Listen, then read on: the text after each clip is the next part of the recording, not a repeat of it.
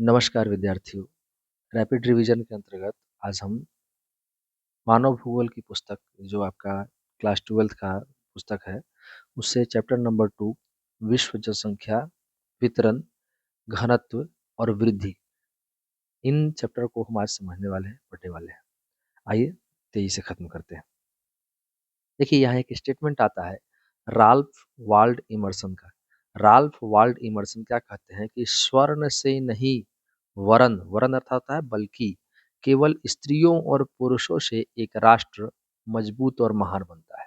ध्यान दीजिएगा, ये कहते हैं आज देखते हैं ना सोने की रेट बहुत हाई जा रही है, तो सोना बहुत महत्वपूर्ण होता है क्योंकि इसका कंपैरिजन डायरेक्ट किससे होता है, डॉलर से होता है या फिर रुपए से किया जाता है।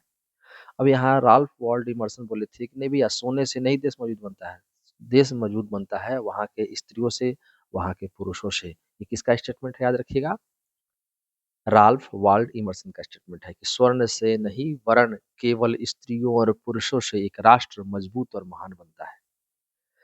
उनका कहना था कि लोग जो होते हैं वही देश के वास्तविक धन है, रियल जो धन है वो लोग हैं। और ये सही भी है कि अगर किसी राष्ट्र के स्त्री और पुरुष विकास करेंगे वह राष्ट्र स्वयं ही विकास कर जाएगा। उनका कहना था कि जो लोग होते हैं वे देश के अन्य संसाधन, जो भी संसाधन है, जो भी वस्तुएं हैं उनका उपयोग करते हैं। वे देश की नीतियाँ बनाते हैं, लोग ही तो देश की नीति नियम बनाते हैं, उन नियमों का निर्धारण करते हैं। और देश की पहचान और उसके लोगों से ही होती है। जो देश की पहचान है किससे होती है, वहाँ की स्त्रियों पुरुषों अर्थात वहाँ के लोगों से होती है। आगे देखिए, जनसंख्या के वितरण के प्रारूप को समझिए। जनसंख्या वितरण के जो प्रारूप है इसके अंतर्गत जनसंख्या वितरण किसी भूपृष्ठ पर लोग किस प्रकार वितरित है इसको दर्शाता है। अर्थात कम क्षेत्र में ज़्यादा लोग, ज़्यादा क्षेत्र में कम लोग। ऐसा कब होता है, जब वहाँ अनुकूलन की स्थिति नहीं होती है। जैसे आप इमेजिन कीजिए, पहाड़ों पर जहाँ आवास बनाना मुश्किल है, जहाँ पे खूब सर्दी पड़ती है, जहाँ पे जीवन व्यतीत करना कठिन है, क्या ऐसे स्थानों पर अधिक लोग जाकर बसेंगे? आप सोचिए, जहाँ मरुस्थल है, पूरी जमीन जर्जर है, भूमि ऐसा है जहाँ पे कृषि कार्य नहीं हो सकता, क्या वहाँ लोग जाकर बसेंगे? ऐसे क्षेत्रों में आबादी कम होती है, वहाँ लोग कम बसेंगे। वहीं जहाँ नदियाँ अधिक है, वहाँ लोग अधिक निवास करेंगे।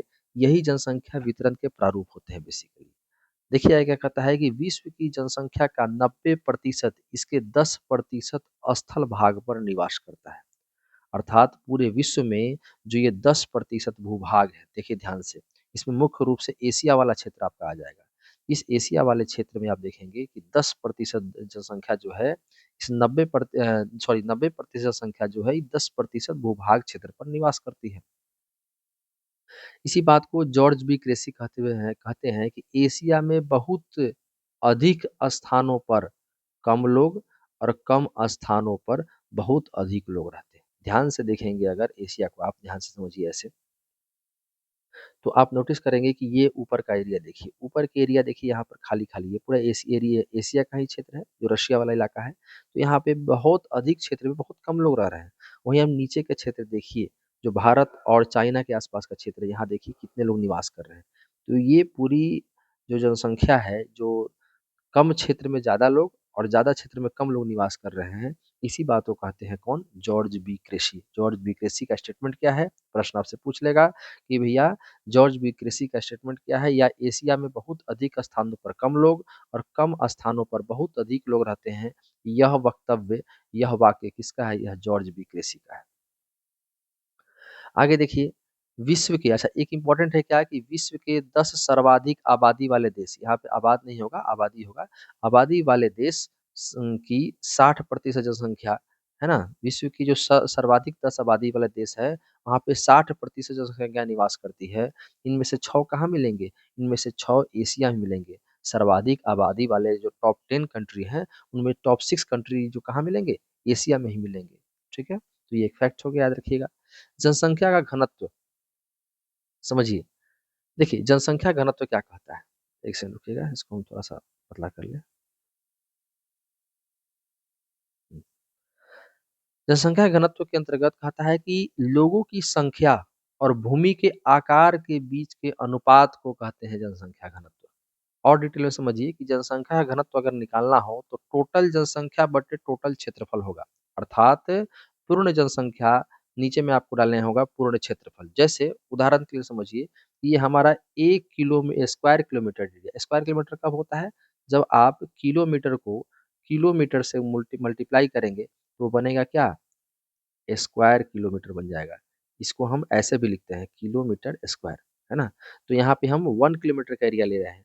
तो 1 किलोमीटर लंबा और 1 किलोमीटर चौड़ा अगर एरिया में आप मल्टीप्लाई करेंगे तो ये पूरा एरिया निकलेगा।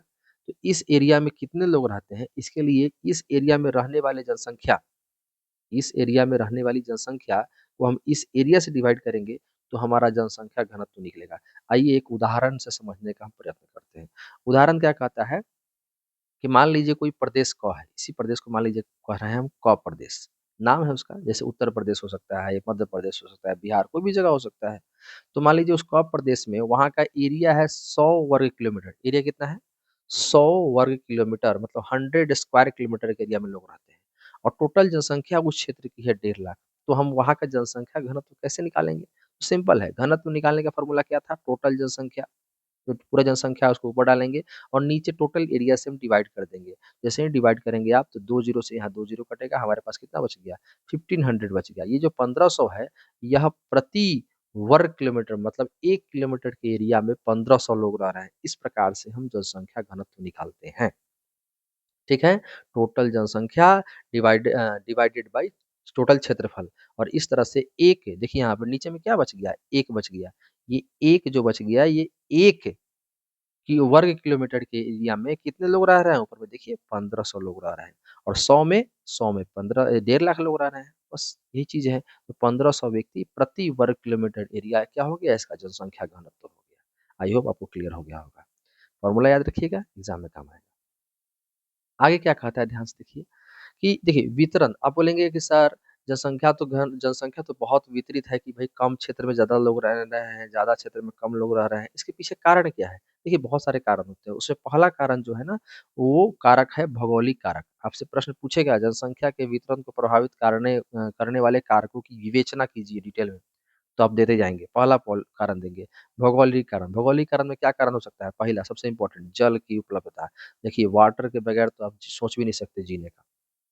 आप देखेंगे दुनिया की जितनी सभ्यताएँ बसी हुई मिलेंगी बड़ी से बड़ी आपको दुनिया की पूरे संसार में, वो आपको नदियों के किनारे ही देखने को मिलेगी। जैसे उदाहरण के लिए भारत से शुरू करेंगे आप, तो भारत में जो भारत की राजधानी दिल्ली बसी है, वो यमुना नदी के किनारे बसी है। यूपी में देखेंगे जो प्रयागराज है, वो भी आपको नदी किनारे बसा है। बनारस हो गया, आपको जितना उठा लीजिए बनारस, बलिया, अब जितना उठा लेंगे आपको मध्य प्रदेश चले जाएँ वहाँ पे उज्जैन, भोपाल ये सभी नदियों के किनारे ही बसे हुए हैं।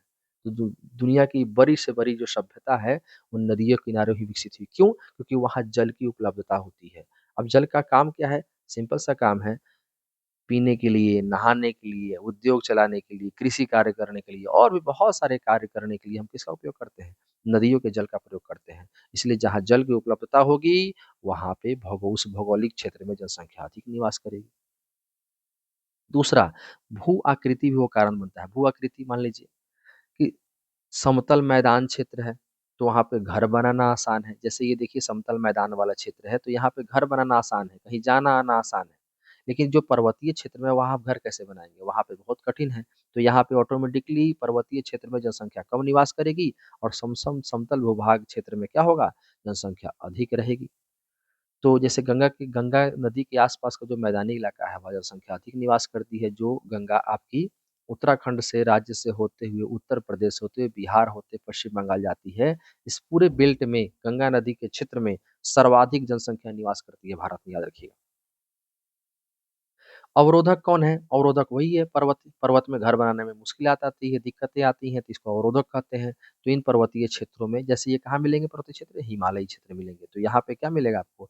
यहाँ आवास कम मिलेगा। तो भौगोलिक क्षेत्र ने हमारे जनसंख्या के वितरण को प्रभावित किया अथवा नहीं? बिल्कुल किया। ठीक है?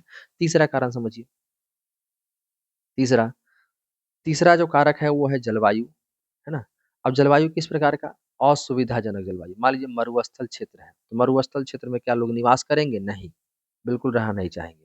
और भूसागरीय क्षेत्र प्रदेश जहाँ पे भूमध्य सागर ऐसे पृथ्वी पर बीचों-बीच में जहाँ पर वर्षा खूब होती है, भूमि के बीचों-बीच में, तो वहाँ पे क्या होगा, वहाँ पे व्यक्ति रहना चाहेगा क्योंकि जल की उपलब्धता है, वर्षा जल मिलता है तो कृषि कार्य संभव हो पाएगा। तो आकर्षक कौन है? भूमध्य सागरीय प्रदेश। और मरुस्थल क्या है? असुविधाजनक है, तो जलवायु भी एक कारण हो जाता है कि वहाँ पे ठंडी जलवायु है या गर्म जलवायु है वहाँ का एरिया, जहाँ पे वर्षा प्राप्त होती है अथवा नहीं प्राप्त होती है, तो यह भी एक कारक हो जाता है किसका? जनसंख्या वितरण को प्रभावित करने वाला कारक। चौथा हो जाएगा मृदा, बिल्कुल। अब सोचिए, मिट्टी अगर अच्छी होगी, दोमट मिट्टी किसको बोलते हैं? दोमट मिट्टी वही होती है जो नदियों द्वारा बहा कर लाई जाती है। तो दोमट मिट्टी सबसे ज़्यादा उपजाऊ मानी जाती है, जो गंगा नदी क्षेत्र में मिलती है आपकी। तो दोमट मिट्टी है तो वहाँ पे गहन कृषि होगी, और गहन कृषि होगी तो खेती खूब होगी, जब खेती खूब होगी तो वहाँ लोग भी खूब निवास करेंगे क्योंकि उनको भोजन आसानी से उपलब्ध हो जाएगा, और इस कारण वहाँ पे जनसंख्या भी क्या होगी? अधिक वहाँ पर निवास करेगी, है ना? तो चौथा कारक ये हो गया।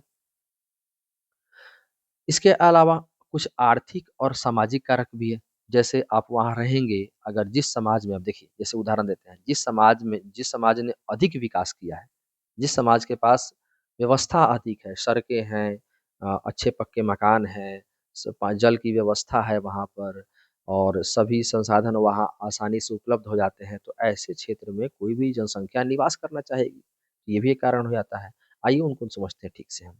जैसे आर्थिक और सामाजिक कारण में अर्थ में आ जाता है खनिज मिनरल्स। अगर किसी क्षेत्र में खनिज मिल रहा है, सोना मिल रहा है, तांबा मिल रहा है, कोयला मिल रहा है, लोहा मिल रहा है ना? तो ऐसे क्षेत्र में खनन होगा, खनन अर्थात खुदाई के काम होंगे, और वहाँ पर जब खुदाई के काम होंगे, लोग आके बसेंगे तो वहाँ उद्योग लगेगा, रोजगार के अवसर उत्पन्न होंगे। समझ में आ रहा है ना? जैसे उदाहरण के लिए समझिए, अफ्रीका में कटंगा, जाम्बिया, तांबा पेटी, कटंगा, जाम्बिया, तांबा पेटी, यहाँ पे तांबा उत्पादन होता है जिसकी वजह से वहाँ खनन होता है, और वहाँ पे क्या बस चुका है? वहाँ पे एक सोसाइटी आके बस चुकी है, रहती है, जो वहाँ खनन के कार्य भी करती है और पैसे भी कमाती है। तो खनिज एक कारण हो जाता है। दूसरा हो जाता है नगरीकरण। ये सामाजिक कारणों में आ जाएगा बेसिकली। नगरों में क्या-क्या होगा? रोजगार के अवसर होंगे, क्योंकि नगर मतलब शहर, वहाँ उद्योग लगे होंगे। नगरों में क्या लगा होगा? उद्योग लगे होंगे। उद्योगों में काम करने के लिए क्या चाहिए? कर्मचारी चाहिए, बहुत सारे मज़दूर चाहिए। तो वहाँ पे जब जाएँगे तो आपको रोज़गार मिलेगा। वहाँ पे अगर जब व्यक्ति जाता है तो अपने कुछ समय बाद अपने परिवार को ले आता है। परिवार होंगे तो उनके बच्चे होंगे, तो बच्चों के पढ़ने के लिए स्कूल चाहिए, तो वहाँ शिक्षा की व्यवस्था उपलब्ध हो जाती है। चिकित्सीय सुविधा भी उपलब्ध हो जाती है, हॉस्पिटल खुल जाते हैं, लोगों के पास पैसा है तो लोग अपना इलाज कराएँगे बीमार पड़ने पर। केवल श्रमिक नहीं, बल्कि वहाँ दुकानदार भी देखने को मिल जाएँगे। जापान का कोबे ओसाका प्रदेश इसी का बात का उदाहरण है। वो कैसा क्षेत्र है? औद्योगिकरण, नगरीकरण वाला क्षेत्र है, जहाँ पर उद्योग के बसने से नगरों का विकास हुआ है, और नगरों के विकास होने से वहाँ पे जो है आर्थिक और सामाजिक रूप से लोग जो है ना वहाँ पे खींच चले आए हैं, और इस कारण वहाँ जनसंख्या अधिक बस गई है। तो जनसंख्या के वितरण को प्रभावित करने वाले कारकों में आर्थिक और एवं सामाजिक कारकों के अंतर्गत नगरीकरण व औद्योगिकरण दूसरा कारक हो गया, ठीक है। तीसरा देखेंगे सामाजिक और सांस्कृतिक कारक। देखिए सामाजिक और सांस्कृतिक कारक में समझ लीजिए सिंपल, जो जापान का कोबे ओसाका प्रदेश था, ये एक उदाहरण हो जाएगा आपका कि भाई साहब वहाँ की सोसाइटी बहुत अच्छी है तो लोग जाके वहाँ बस जा रहे हैं। और कुछ ऐसे क्षेत्र होते हैं जो धार्मिक महत्व के होते हैं। धार्मिक महत्व मतलब जैसे, धार्मिक महत्व मतलब ऐसे समझिए कि जैसे उदाहरण के लिए अयोध्या का क्षेत्र या वाराणसी का क्षेत्र, या फिर आप कोई और प्रदेश देख लीजिए जो अत्यंत लोगों को प्रिय हो जाता है। जैसे उदाहरण के लिए ऋषिकेश, हरिद्वार, मथुरा, वृंदावन, यहाँ पर लोग बसना चाहते हैं, वहाँ जाकर रहना चाहते हैं ताकि प्रभु की भक्ति कर सके। तो धार्मिक महत्व के स्थान भी जो होते हैं वो लोगों को आकर्षित करते रहते हैं। लोग वहाँ पे घर बनाते हैं जाकर के, वहाँ पर्यटन का विकास होता है तो लोगों को पैसा कमाने का मौका मिलता है, तो लोग वहाँ आवास बनाते हैं। अशांति लोगों को दूर करती है, ध्यान रखिएगा। अगर किसी क्षेत्र में, ध्यान दीजिएगा, ये एक सामाजिक कारण हो जाता है। अगर किसी क्षेत्र में शासन व्यवस्था, प्रशासन व्यवस्था अच्छी नहीं है, अशांति उपलब्ध है वहाँ पर, लोगों में झगड़े होने लग जाएँ, लोगों को सुरक्षा मुहैया ना हो, तो लोग वहाँ से क्या होंगे, लोग चले जाएँगे, और यह जनसंख्या वितरण को प्रभावित करता है कहीं न कहीं। जनसंख्या वहाँ पे रहना नहीं चाहेगी। लोग राजधानियों की तरफ क्यों जाकर रहना चाहते हैं? क्योंकि राजधानियों में सुरक्षा व्यवस्था अधिक होती है, बनिस्बत छोटे शहरों से, और छोटे शहरों से भी गाँव में भी सुरक्षा कम होती है। इसके अलावा गाँव में रोज़गार के अवसर कम होते हैं, तो लोग गाँव से पलायन करके कहाँ चले जाते हैं? शहरों की तरफ। तो शहरों में जनसंख्या बढ़ जाती है, गाँव में घट जाती है। तो ये सब कुछ कारण हो गए, इसको आप जितना सोचेंगे, देखिए हर चीज़ को रटना नहीं होता है, आप सोच कर समझ करके अपने मस्तिष्क से बैठा लीजिए और उसे लिखने का प्रयास कीजिए, आपके सामने उत्तर आ जाएँगे। क्योंकि हर कड़ी एक दूसरे कड़ी से कहीं न कहीं जुड़ी होती है। आइए देखते हैं हम जनसंख्या वृद्धि को। देखिए, कहता है समय के 2 अंतरालों के बीच जनसंख्या में परिवर्तन देखने को मिलता है। बिल्कुल, आप सन 2001 में जो जनसंख्या थी, क्या वही जनसंख्या सन 2010 में भी रहेगी क्या? बिल्कुल नहीं। समय का ये 2 अंतराल है और इस दोनों अंतरालों के बीच में जनसंख्या में परिवर्तन देखने को मिलता है। इसे ही क्या बोलेंगे? जनसंख्या वृद्धि बोलते हैं।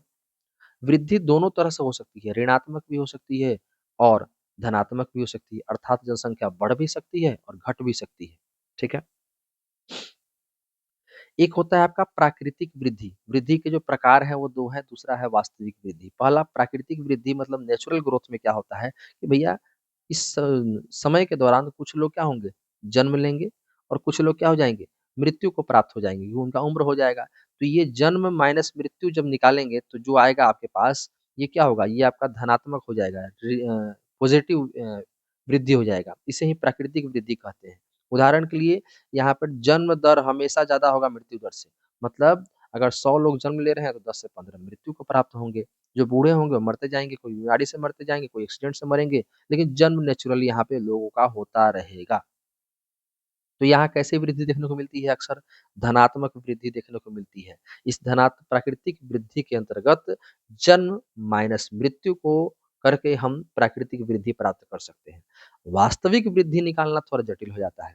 वास्तविक वृद्धि में क्या होगा? भैया उस क्षेत्र में उस समय अंतराल के दौरान कुछ लोग जन्म लेंगे, वेरी गुड।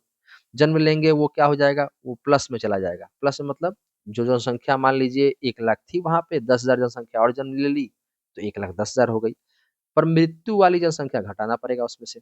मान लीजिए 1000 लोग मर गए, तो 1,10,000 में से 1,1000 घटा लीजिए आप, तो 1,09,000 बचा। अब उसमें आप्रवास और उत्प्रवास भी जुड़ेगा। आप्रवास क्या होता है? देखिए, आप्रवास मतलब लोग कहीं से आके वहाँ बस गए। आप्रवास मतलब क्या होता है? जैसे उदाहरण के लिए समझिए, ये एक क्षेत्र है। इस क्षेत्र में कहीं से लोग आ कर के बस गए, तो यहाँ क्या हुआ? यहाँ हुआ आप्रवास और जहाँ से लोग निकल के चले गए, वहाँ क्या हुआ? वहाँ हुआ उत्प्रवास। वहाँ पे हुआ उत्प्रवास और यहाँ क्या हुआ? यहाँ हुआ आप्रवास क्योंकि यहाँ लोग आ गए। सिंपल से याद कर लीजिए, याद करने का तरीका है ये, आप्रवास। अब समझने वाली बात क्या है देखिए कि जन्म हुआ, जन्म के बाद उस क्षेत्र में कुछ मृत्यु हुई, मृत्यु होगी वो घटेगी, आप्रवास होगा वो जुड़ेगा क्योंकि लोग वहाँ आकर के बस गए हैं उस क्षेत्र में। तो मान लीजिए 1000 लोग आके बस गए। जैसे जन्म हुआ था मान लीजिए उस समय जनसंख्या थी 1 लाख, ठीक है? और 1 लाख जनसंख्या के में 10 वर्षों के दौरान जन्म हुआ 10,000 बच्चों का अनुमान मान लेते हैं। तो टोटल जनसंख्या आपकी हो जाएगी 1,10,000। 1 सेकंड, 1 सेकंड कॉल आ रही है। हुँ। तो जन्म आप समझ लीजिए कि 1 लाख जनसंख्या थी हमारे पास, 10,000 बच्चों का जन्म हुआ तो 1,10,000 हो गया। मृत्यु 1000 बच्चों का हो गई तो जनसंख्या 1000 घटा देंगे तो आपकी जनसंख्या हो गई 1,09,000। अब 1,09,000 जनसंख्या थी वहाँ पर लेकिन 1000 लोग उस जगह पर आकर बस गए रोज़गार के लिए, तो 1000 फिर से बढ़ गया तो फिर से संख्या 1,10,000 हो गई। लेकिन 100 डेढ़ 100 लोग जो ऐसे थे, 100 लोग ऐसे थे जो गाँव चले गए अपने। तो भैया 1,10,000 में से 100 घटा दिए तो 1,09,900 लोग वहाँ पर निवास कर रहे हैं। तो इस तरह से जनसंख्या ये बताई जाती है, ठीक है? तो देखिए जहाँ पे ध्यान दीजिएगा, जहाँ पे उत्प्रवास होता है ज़्यादा और जहाँ पे मृत्यु ज़्यादा होती है, ध्यान रखिएगा, वहाँ पे क्या हो जाएगा जनसंख्या? वहाँ जनसंख्या में ऋणात्मक देखने को मिलती है और ऋणात्मक जनसंख्या होता क्या है देखिए, ऋणात्मक जनसंख्या ये है कि जन्म दर से ज़्यादा वहाँ पे क्या हो जाएगा? मृत्यु दर। जब जन्म दर से मृत्यु दर अधिक हो जाए, जब जन्म दर से मृत्यु दर अधिक हो जाए, तो उसे हम कहते हैं ऋणात्मक जनसंख्या। जब जन्म दर अधिक हो और मृत्यु दर कम हो, मृत्यु कम हो, जन्म अधिक हो, तो उसे बोलते हैं ऋणात्मक जनसंख्या। सिंपल सा कॉन्सेप्ट है, ठीक है? आइए आगे देखते हैं। जनसंख्या परिवर्तन के घटक, पहला घटक क्या था? जन्म दर। तो जन्म दर कैसे निकालते हैं? देखिए, जन्म दर में 2 होता है। एक तो देखिए, इसको बोलते हैं अशोधित जन्म दर बोलते हैं, ठीक है? क्रूड बर्थ रेट सीबीआर कहीं-कहीं देखने को मिलेगा, ध्यान रखिएगा। इसमें क्या होता है, प्रति 1000 स्त्रियों द्वारा जन्म दिए गए कैसे बच्चे, जीवित बच्चों की संख्या। प्रति हजार स्त्रियों द्वारा जन्म दिए गए जीवित बच्चों की संख्या होती है क्या, अशोधित जन्म दर। निकालते कैसे हैं, तो भाई सिंपल सा लॉजिक है कि हजार स्त्रियों पर निकालना है। किस पर निकालना है, प्रति हजार स्त्रियों पर, तो हजार से मल्टीप्लाई करेंगे। क्या निकालना है, तो किसी वर्ष में किसी वर्ष विशेष में जीवित जन्म, मान लीजिए किसी भी वर्ष में 10,000 बच्चों ने जन्म लिया और उस वर्ष के बीच में वहाँ की जनसंख्या क्या थी, उससे जब आप डिवाइड करते हैं, किसी वर्ष के बीच में, अगर मान लीजिए 2020 का आप निकाल रहे हैं सीबीआर, अर्थात 2020 का औसत जन्म निकाल रहे हैं, तो 2020 में उस वर्ष विशेष में जो जीवित जन्म वाले बच्चे होंगे, जो ऐसे बच्चे जो जन्म लेकर जीवित रह गए, और उसी वर्ष के बीच में 2020 के बीच में अनुमानित जनसंख्या कितनी थी वहाँ की, उससे हम डिवाइड देंगे और 1000 से मल्टीप्लाई करेंगे तो हमारा निकलेगा सीबीआर, जो हमारा होगा प्रति हजार स्त्रियों द्वारा जन्म दिए गए जीवित बच्चों की संख्या। ठीक है, इसे हम कहते हैं अशोधित जन्म दर। यह जनसंख्या परिवर्तन का एक प्रमुख घटक है। बिल्कुल, जन्म होगा बच्चे का तो वहाँ जनसंख्या बढ़ेगा ही बढ़ेगा, और ये घटक होगा एक, जन्म दर घटक होता है। वैसे ही मृत्यु दर भी एक घटक होता है। ठीक है। अब ये इससे मृत्यु दर से भी जनसंख्या क्या होती है, वहाँ परिवर्तित हो जाती है।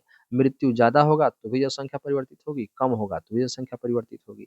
अशोधित मृत्यु दर कैसे निकालते हैं उस क्षेत्र की, तो सिंपल होता है, प्रति हजार जनसंख्या के पीछे मृतकों की संख्या, मतलब प्रति हजार लोगों में से कितने लोग मर रहे हैं, सिंपल सा है लॉजिक उस समय के दौरान। निकालते कैसे हैं, मृतकों की संख्या, प्रति हजार जनसंख्या में से कितने लोग मरे, और उस वर्ष मध्य वर्ष की अनुमानित जनसंख्या, वही जैसे 2020 का उदाहरण लेंगे तो 2020 के बीच में अनुमानित जनसंख्या क्या थी वहाँ की, और कितने लोगों की मृत्यु हुई उस वर्ष में, वो चीज़ से आप जब उसको भाग देंगे और 1000 से मल्टीप्लाई करेंगे तो आपका अशोधित मृत्यु दर निकल कर सामने आएगा।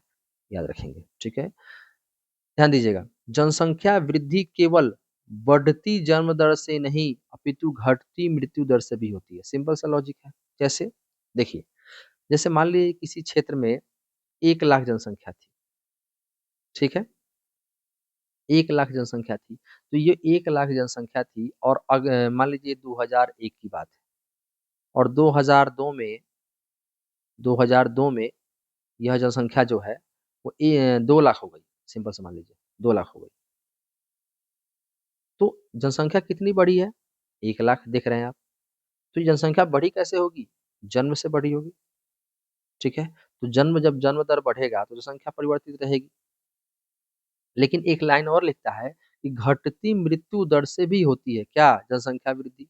जैसे मान लीजिए कि 1,00,000 जनसंख्या थी 2001 में, लेकिन उस 2,00,000 होते-होते क्या हो गया ना कि जनसंख्या जो है 10,000 लोग मर भी गए। सन 2001 से 2002 आते-आते 10,000 लोगों की मृत्यु भी हो गई। तो अब जनसंख्या कितनी बढ़ी? 90,000 ही बढ़ी है। तो 1,90,000 जनसंख्या हो जाएगी।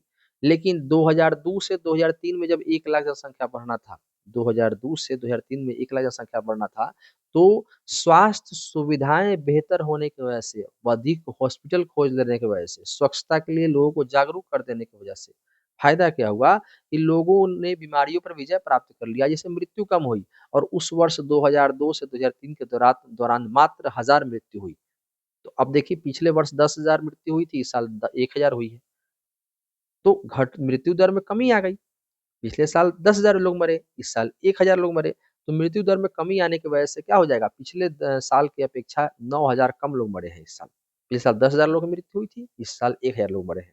तो मृत्यु दर यहाँ पे घट गई। अब मृत्यु दर घटी तो 9,000 लोग बढ़ गए ना टोटल जनसंख्या में। तो यही बात है कि जनसंख्या वृद्धि के केवल बढ़ती जन्म दर से नहीं होता है, अपितु अगर मृत्यु कम होगा लोगों का, तो भी जनसंख्या क्या हो जाएगी, जनसंख्या बढ़ जाएगी। बस इसी बात को कहा है।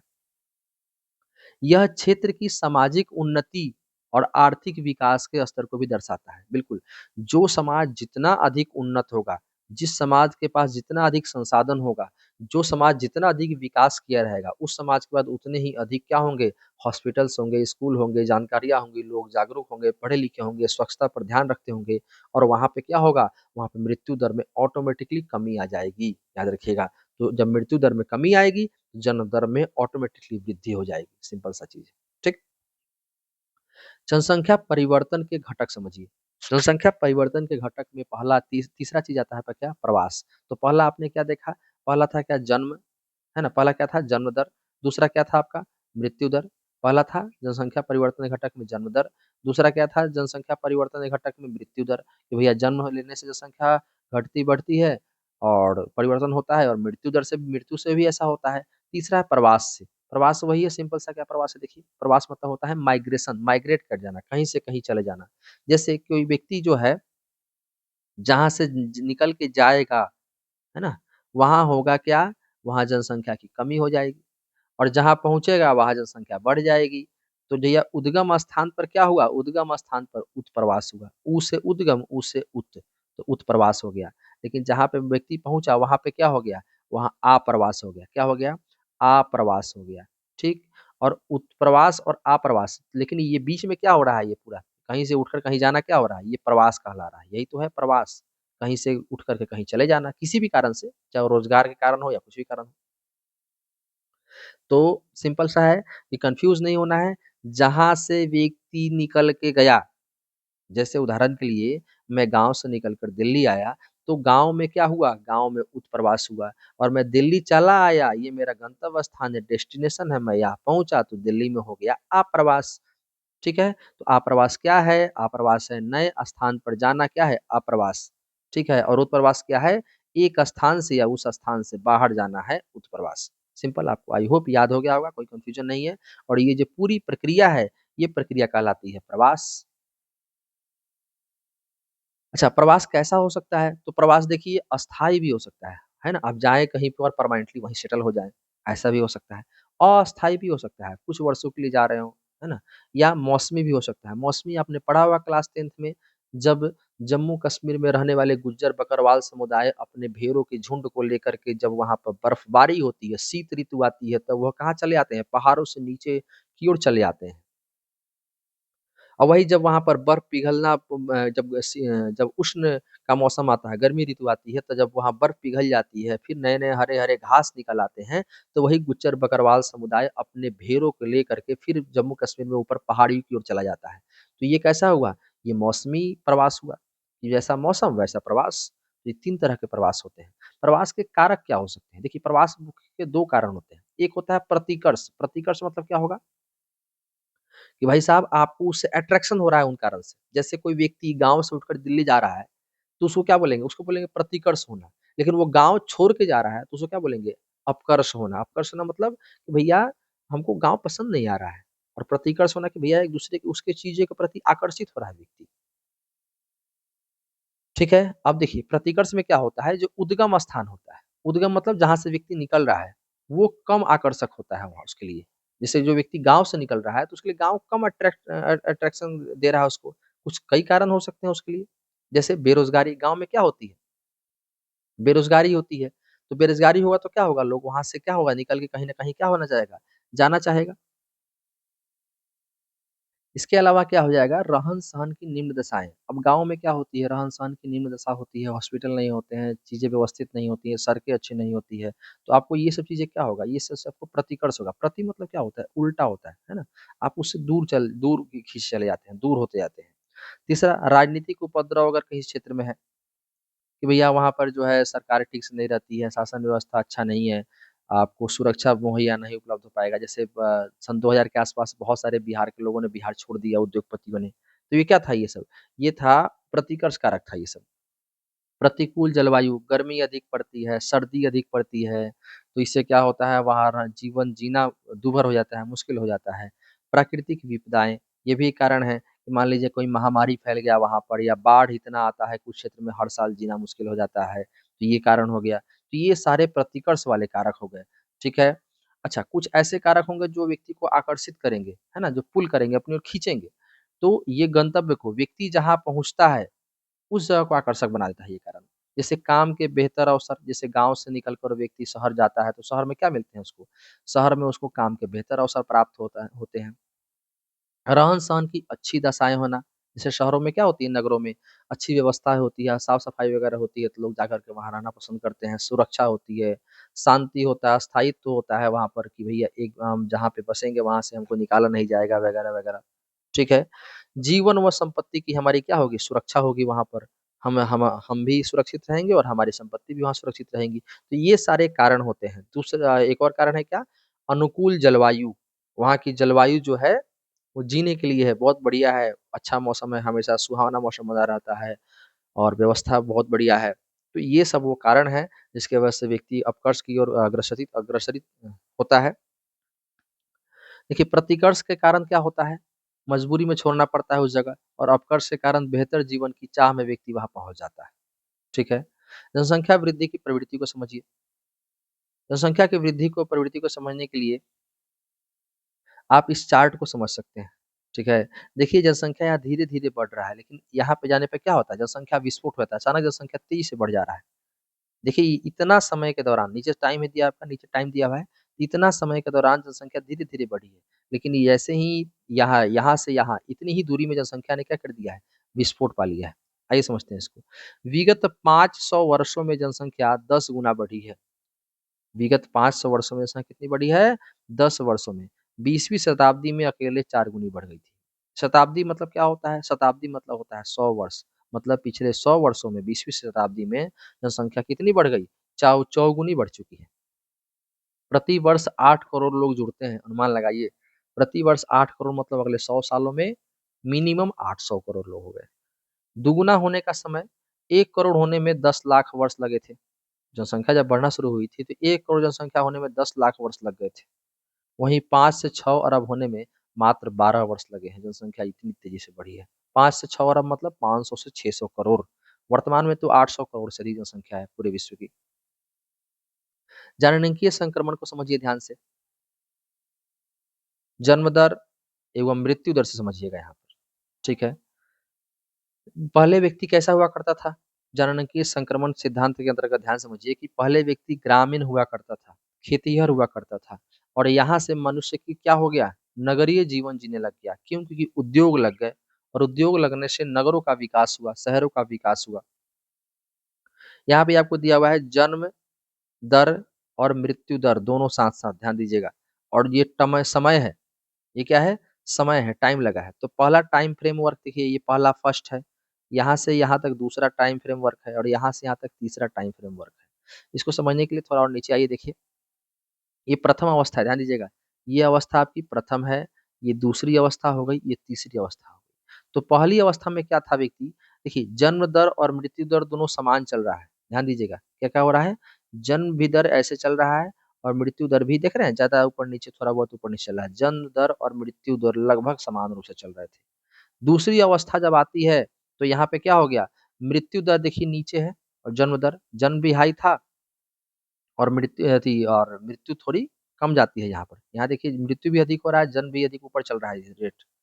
लेकिन यहाँ पे क्या दे रहे हैं कि ये जन्म दर, मृत्यु और साथ-साथ, लेकिन लोगों में क्या आती है? लोगों में चीज़ें बेहतर होती गई अवस्था 2 में और मृत्यु दर में कमी आ रही है। जन्म दर तो थोड़ा-सा घट रहा है, लेकिन मृत्यु दर बहुत घट गया। तो जनसंख्या यहाँ से क्या होगी? बढ़ना शुरू हो जाएगी, ठीक है? और ये तीसरी अवस्था होती है, इसमें प्राकृतिक वृद्धि होती है। जन्म दर और मृत्यु दर साथ-साथ चलते हैं, लेकिन जन्म भी कम होता है और मृत्यु भी कम होता है। तीसरी अवस्था है। तीसरी अवस्था अक्सर कहाँ देखने को मिलती है? बड़े-बड़े शहरों में देखने को मिलती है, जहाँ लोग जागरूक हो जाते हैं। आइए इसको और डिटेल में समझते हैं थोड़ा-सा। आप प्रथम अवस्था, दूसरी अवस्था, तीसरी अवस्था समझ चुके हैं, देखिए उसको। उसी अवस्था को डिटेल में समझिए। यहाँ पे प्रथम अवस्था में उच्च जन्म होगा, मतलब जन्म भी ज़्यादा और मृत्यु भी ज़्यादा, दोनों ज़्यादा। लेकिन वृद्धि कैसी होगी? धीमी होगी, क्योंकि लोग जन्म भी ले रहे हैं लेकिन मर भी तो जा रहे हैं। तेज़ी से जन्म भी ले रहे हैं, उच्च जन्म दर है, मृत्यु दर भी उच्च है। जितना जन्म ले रहे हैं उतना ही मर भी जा रहे हैं। तो विकास, जो जनसंख्या वृद्धि है वो कैसी है? धीमी हो जा रही है। और लोग काम क्या कर रहे हैं इस समय तक? खेतों में काम कर रहे हैं, खेती में कार्यरत हैं। उदाहरण के लिए बांग्लादेश की जनसंख्या को देख लीजिए। वर्षा वनों के आदिवासियों में देख लीजिए, वहाँ पे जन्म दर भी ज़्यादा होती है और लोग मरते भी बीमारियों से ज़्यादा हैं, क्योंकि वहाँ पर हॉस्पिटल्स नहीं है, सुविधाएँ उतनी नहीं है। दूसरी अवस्था आती है स्टेज 2 में, यहाँ पे मृत्यु दर में कमी हो रही है, क्योंकि स्वास्थ्य में लोगों का क्या हो गया है? सुधार हो गया है। जन्म दर धीरे-धीरे क्या हो रहा है? घटती जा रही है और जनसंख्या में क्या देखने को मिल रहा है? भारी वृद्धि देखने को मिल रहा है यहाँ पर। क्यों? क्योंकि लोग मर कम रहे हैं। जन्म तो ले रहे हैं, लेकिन मर कम रहे हैं। तो मृत्यु दर में कमी आ गई, जन्म दर वैसे का वैसे बना रहा, धीरे-धीरे बढ़ ही रहा है जन्म दर, तो यहाँ पे जनसंख्या में भारी वृद्धि देखने को मिलती है। ये जनसंख्या कहाँ की? उदाहरण के लिए पेरू की जनसंख्या, श्रीलंका की जनसंख्या, केन्या की जनसंख्या। ठीक है। आपसे प्रश्न पूछ सकता है प्रथम अवस्था की जनसंख्या का उदाहरण कौन-कौन से देश है? ऑप्शन दे देगा आपको बांग्लादेश, पेरू, श्रीलंका, केन्या, तो आप बांग्लादेश मारेंगे। दूसरा आपका दे देगा द्वितीय अवस्था वाले जनसंख्या जो है संक्रमण वाले देश कौन से हैं? तो आप बोलेंगे पेरू, श्रीलंका, केन्या। अब एक तीसरी अवस्था है, ये सबसे अच्छी अवस्था मानी गई है। यहाँ पे निम्न जन्म होता है अर्थात जन्म भी कम होता है और मृत्यु दर भी क्या होती है? कम होती है। ठीक है? जनसंख्या यहाँ कैसी रहती है? स्थिर रहती है, ना तो ज़्यादा घटती है, ना ज़्यादा बढ़ती है। नगरीय व शिक्षित समाज में ऐसा देखने को मिलता है। लोग पढ़े-लिखे होते हैं, बच्चे कम करते हैं, बच्चे जन्म देते हैं पर वो कम जो बच्चे जन्म देते हैं, उन्हीं बच्चों को अच्छे से पढ़ाते हैं, लिखाते हैं और संस्कारित करते हैं। तो इस तरह से ये 3 अवस्थाएँ होती हैं जनसंख्या संक्रमण की, जनसंख्या के घटने या बढ़ने की। ठीक है? 3 अवस्थाएँ, 3 स्टेज होती हैं। प्रथम अवस्था में जन्म दर, मृत्यु दर उच्च। दूसरी अवस्था में मृत्यु दर में क्या आ गई है? कमी आ गई है। जन्म दर धीरे-धीरे घट रही है लेकिन धीरे घट रही है लेकिन धीरे-धीरे, ठीक है? और मृत्यु दर में बिल्कुल कमी आ चुकी है। और तीसरी अवस्था है कि जन्म दर भी कम है, मृत्यु दर भी कम है। तो पहला और तीसरा याद रखिएगा, दूसरा थोड़ा कन्फ्यूज़िंग कर सकता है आपको। पहला में दोनों उच्च है, दूसरा में दोनों निम्न है और तीसरा में मृत्यु दर में कमी आई हुई है, जन्म धीरे-धीरे घट रहा है। जनसंख्या नियंत्रण के उपाय, तो ये टॉपिक सोसाइटी से जुड़ी हुई है। यहाँ पे एक व्यक्ति हैं थॉमस माल्थस थ्योरी। इनकी थ्योरी में क्या कहते हैं? ये कहते हैं कि लोगों की संख्या खाद्य आपूर्ति से तेज़ी से बढ़ेगी। अर्थात लोगों को जब खाने के लिए पैसे होंगे, खाने के लिए व्यवस्था होगा, भोजन होगा, तो अकाल देख रहे हैं ना? अकाल जब पड़ेगा, तो अकाल से निपट सकते हैं हम, ठीक है? युद्ध हो गया, बीमारी हो गया, इनसे लोग मरते हैं, ठीक है? तो इनसे बचने के लिए अच्छा एक चीज़ यहाँ पे है ये भी डिनोट कर रहे हैं थॉमस माल्थस बोल रहे हैं क्या कि समाधान क्या है भाई साहब? अकाल, युद्ध, बीमारी में लोग मरते हैं। अच्छा ऐसा क्यों होता है? देखिए जब लोग ज़्यादा हो जाएँगे, भोजन कम हो जाएगा, तो ऐसे में अकाल पड़ेगा, ठीक है? क्या पड़ेगा? अकाल पड़ेगा। अकाल पड़ेगा अर्थात अन्न की कमी हो जाएगी, तो लोग क्या हो जाएँगे? मरने स्टार्ट हो जाएँगे। युद्ध होगा, किस लिए युद्ध होगा? उन्हीं अन्न के लिए होगा, उसी खाद्य आपूर्ति के लिए होगा, भोजन के लिए होगा। तो युद्ध होगा तो लोग मरेंगे, समस्याएँ वहाँ क्रिएट होगी। तीसरा जब लोग बढ़ जाएँगे, खाद्य आपूर्ति कम है, लोगों को पौष्टिक भोजन नहीं मिलेगा, तो बीमारियाँ भी तो बढ़ जाएँगी। बीमारियों से लड़ने के लिए ताकत कहाँ से लाएँगे? तो इनसे निपटने के लिए समाधान क्या है भाई साहब सॉल्यूशन क्या है? सॉल्यूशन है परिवार नियोजन किया जाए। परिवार नियोजन मतलब फैमिली प्लानिंग। इसमें क्या है? फैमिली प्लानिंग भैया बच्चे हम कम ही करें, ठीक है? और उन बच्चों को भोजन पर्याप्त दें हम, ताकि जो है वो बच्चे मजबूत बने और बीमारी जैसी समस्याओं से निपट सकें। अकाल की नौबत ना आए, जनसंख्या नियंत्रण में रहे।